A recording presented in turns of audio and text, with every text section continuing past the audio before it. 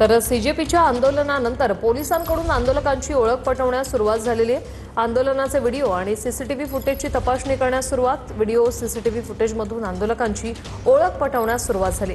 सरकारी मालमत्तेचं नुकसान करणाऱ्या आंदोलकांचा शोध सुरू आहे। सीजेपीच्या आंदोलनात 118 पोलीस जखमी झालेत तर 60 आंदोलक जखमी झालेत।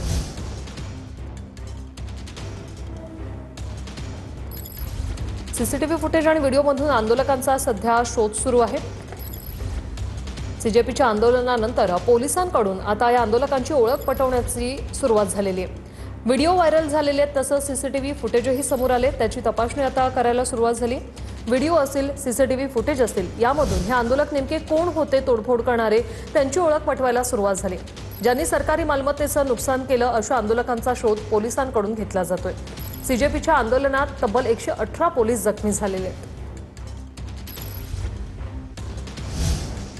दिल्ली पोलिसांकडून कॅनॉट प्लेस पोलीस ठाण्यात गुन्हा दाखल झालाय। पोलीस वाहनांच्या तोडफोडी प्रकरणी हा गुन्हा दाखल झालाय। दिल्ली पोलिसांकडून अज्ञातांविरोधात गुन्हा दाखल करण्यात आलेला आहे।